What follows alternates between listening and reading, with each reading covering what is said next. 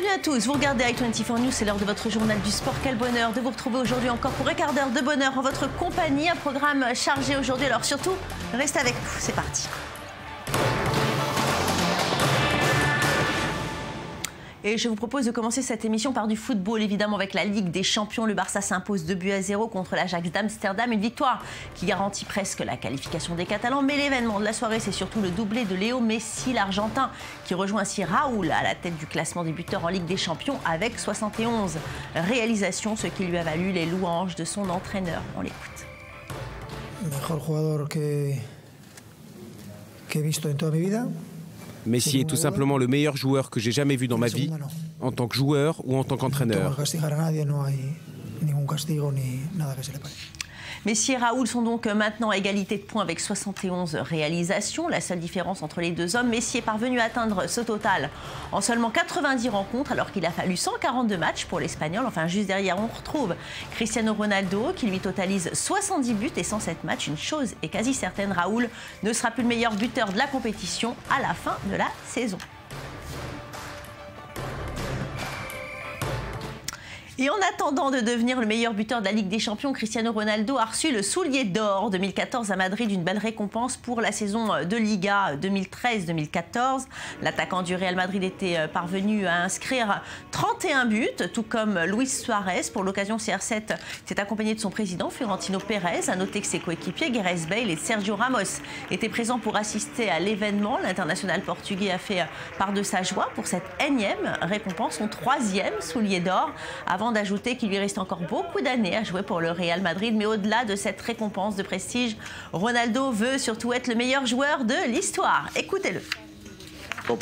Pour moi, ce n'est pas assez d'être le meilleur joueur portugais. Je veux être le meilleur joueur de tous les temps.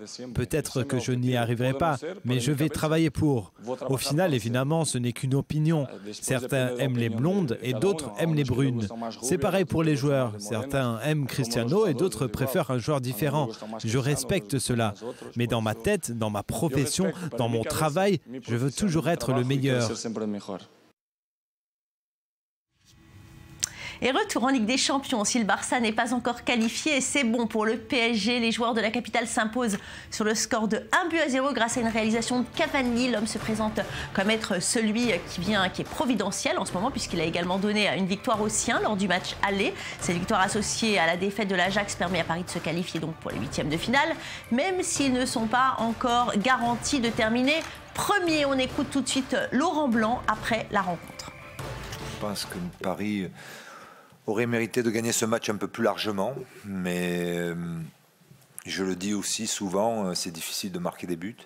Ce soir, on aurait pu en marquer plus qu'un, à mon avis, mais voilà, il y a eu le gardien, il y a eu un petit peu de maladresse de notre part, manque de malchance, un peu de malchance aussi. Toujours est-il que l'essentiel est assuré. Et dans le groupe E, on a assisté à une surprise de taille. Manchester City s'incline à domicile face au CSKA Moscou. Une défaite surprenante de 2-1 grâce à un doublé de Doumbia. Notez également que Manchester a fini la rencontre à 9 avec les expulsions de Fernandinho et Yaya Touré. Les Citizens, avec ce revers, voient leur chance de qualification fortement remis en cause. Les Sky Blues sont derniers de leur groupe avec seulement 2 points en 4 rencontres. On écoute Manuel Pellegrini, l'entraîneur de City. Il est complètement déboussolé, vous allez voir. C'est difficile à comprendre. Je pense que c'est difficile de comprendre pourquoi nous avons été aussi mauvais aujourd'hui. Vous veniez de jouer un très bon match contre Manchester United. Nous avions toute notre chance de gagner à domicile. Mais quand on donne 2 buts aussi faciles en première mi-temps et surtout qu'on ne joue pas bien, alors c'est difficile de gagner. Allons, on termine avec une autre contre-performance d'une équipe anglaise alors que Chelsea a écrasé Maribor 6-0 au match aller. Et bien, les pensionnaires de Stamford Bridge ont concédé le match nul partout en Slovénie. Un résultat décevant qui ne remet pas en question la première place de Chelsea dans son groupe, mais qui a eu le don d'agacer le manager des Blues, José Mourinho. On l'écoute.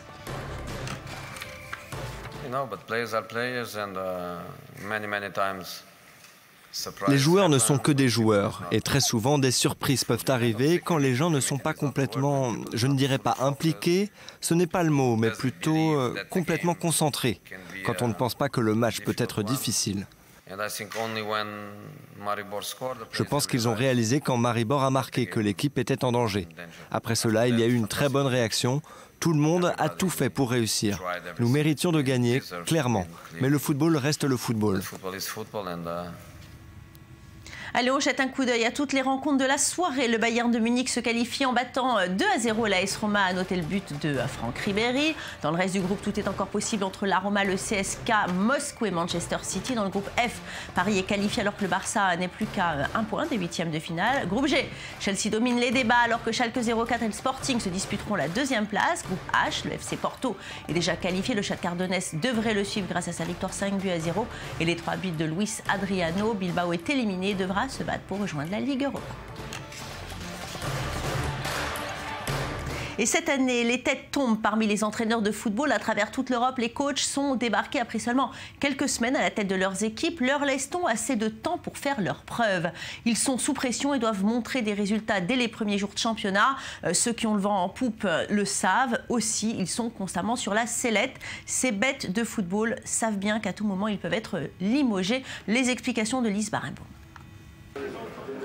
La saison aura été de courte durée pour Claude Makélélé. L'entraîneur du SC Bastia vient d'être limogé après 12 journées de championnat. La défaite du Sporting face à Guingamp 1-0 a précipité la chute de l'entraîneur qui était déjà sur la sellette.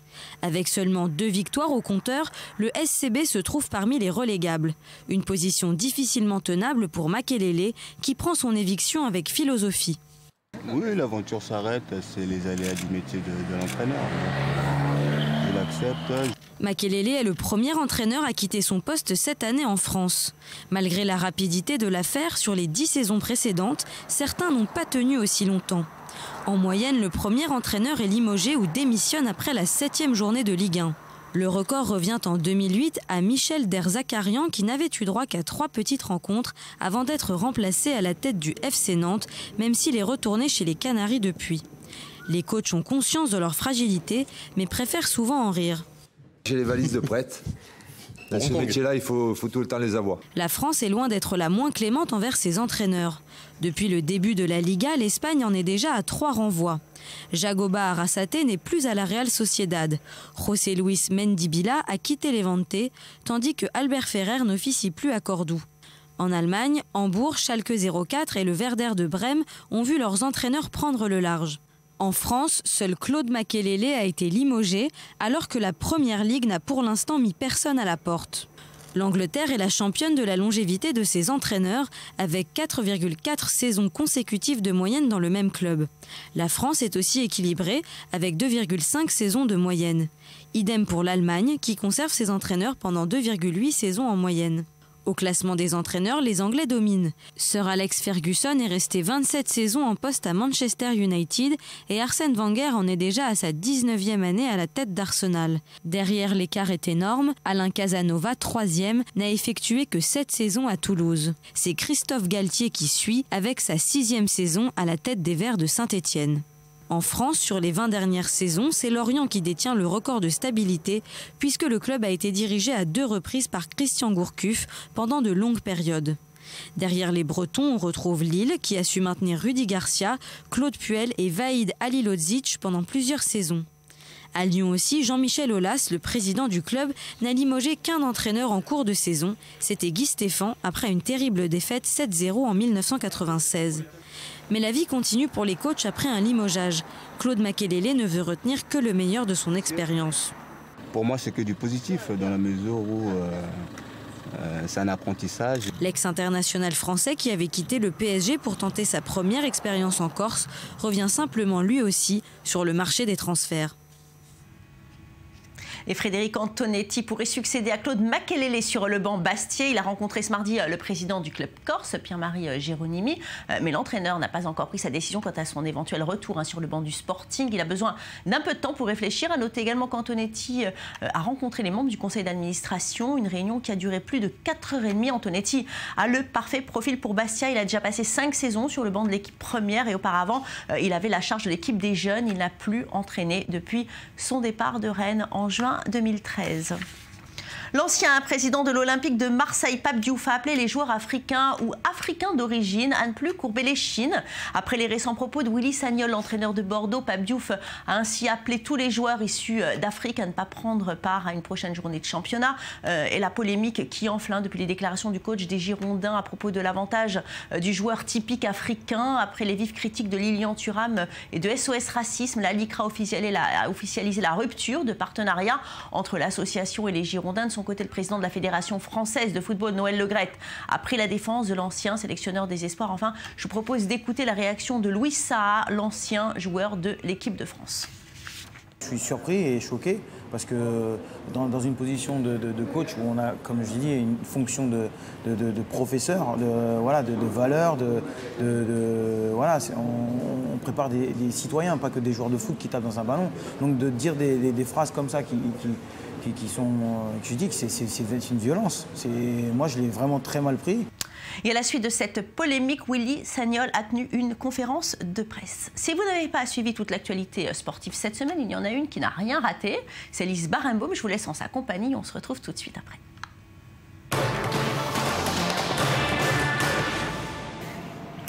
Aujourd'hui, une revue de presse spéciale Affaires sportives opaques. Et on démarre avec un article de l'Express qui nous raconte l'histoire abracadabrante de Chuck Blazer. L'ex-membre du comité exécutif de la FIFA était un espion du FBI. C'est le quotidien américain New York Daily News qui a dévoilé les faits. Blazer aurait enregistré des conversations avec des dirigeants sportifs lors des JO 2012 de Londres pour l'agence américaine. Le FBI l'avait contraint à devenir son informateur en 2011 pour le punir après des fraude fiscale. Et tout espion qu'il était, Blazer ne s'est pas gêné pour accuser ses ex-collègues Mohamed Bin Hammam et Jack Warner de corruption. Les deux hommes ont même fini par démissionner.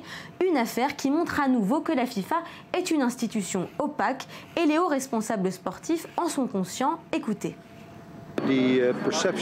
L'image que les gens ont de la FIFA, c'est celle d'un grand désordre, avec de la corruption, des pots de vin, du copinage. Et c'est la raison pour laquelle on a besoin de sang neuf à sa tête. Autre affaire en cours, celle de l'attaquant de Bastia, Brandao. Le Point consacre un article au joueur. Souvenez-vous, il avait été condamné à une suspension par la Fédération française de football pour son coup de tête contre le milieu de terrain parisien Thiago Motta. Ce que la commission a voulu sanctionner, c'est d'abord et avant tout le geste, la nature du geste, la violence du geste, puisque c'est un coup de tête qui a fracturé le nez de son adversaire.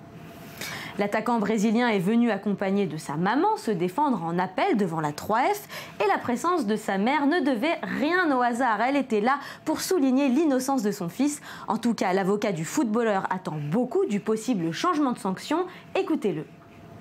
On a été entendu pendant une bonne heure par la commission supérieure d'appel, devant laquelle on a repris l'argumentation qui avait été développée devant la Ligue, y ajoutant que nous considérions que la sanction qui avait été prononcée par la Ligue apparaissait pas conforme ni au règlement ni aux circonstances de l'espèce.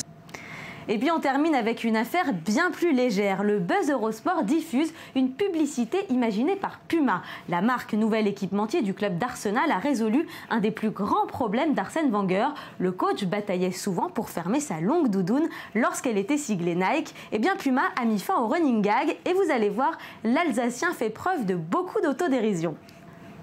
Boss, you need to focus. You can't let anything break your concentration. Not even a zipper. We studied the ways in which he focuses on the game. We studied his hands, the pace of his zipping. And we think we nailed it. I think so too. La preuve que le coach français a sûrement adopté l'humour british.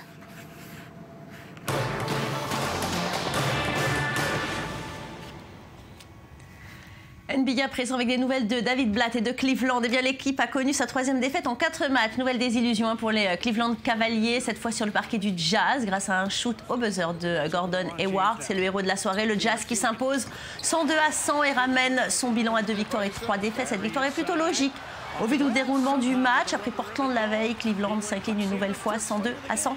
Prochain match à Denver.